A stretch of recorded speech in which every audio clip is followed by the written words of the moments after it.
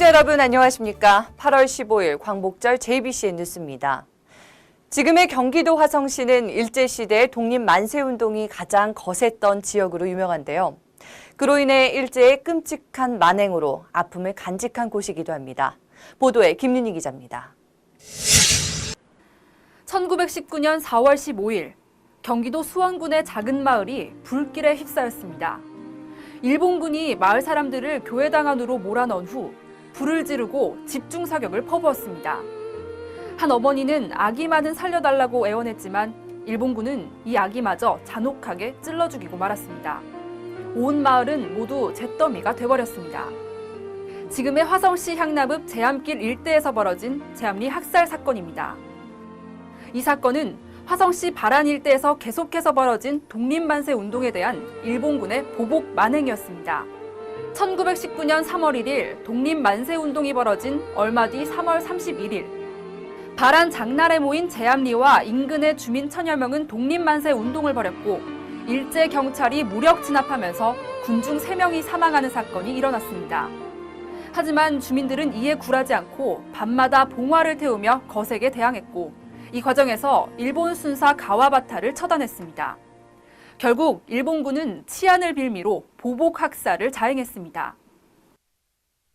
일본군의 만행이 자행됐던 이 자리에는 희생된 분들의 넋을 기리고 3.1 만세운동의 정신을 기억하기 위한 제암리 3.1운동 순국기념관이 건립됐습니다. 민간 일본인들이 이제 사죄를 비는 의미에서 모금운동을 벌였습니다. 60년도 후반에. 그래서 그 모금된 돈으로 교회를 지어주게 됩니다. 그래서 그 교회로 있다가 나라에서 우리가 순국기념관으로 만드는 것이 이 제암리 교회 안에서 돌아가신 분들의 열사들의 뜻을 기리는 거겠다라고 판단을 하시고 이 기념관에서는 3.1 운동에 관한 역사적 자료들을 확인할 수 있습니다. 특히 화성의 3.1 만세운동과 제암리 학살의 사건 배경 증언자들이 전하는 일제 만행에 대해 집중 조명하고 있습니다. 광복절 70주년 연휴를 맞아 기념관을 찾은 시민들은 독립운동가들의 희생정신에 감사하고 자신을 돌아보는 시간을 가졌습니다. 저희 민족의 아픔을 다시 한번 느낄 수 있었고 또 광복절을 맞이한 우리들의 마음가짐을 또 달리 해야겠다는 생각을 하게 됐습니다.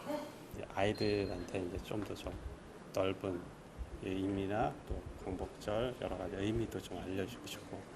이 외에도 기념관에는 제암리 23인 선열의 넋을 보시고 있는 순국 합동묘지와 3.1운동 순국 기념탑도 조성돼 있습니다.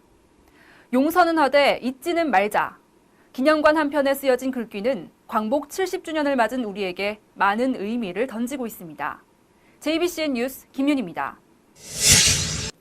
네, 다음 간추린 소식 전해드리겠습니다. 경기도가 도내 소외계층 아동과 청소년을 대상으로 방학 기간 동안 영어 교육 지원을 확대하기로 했습니다.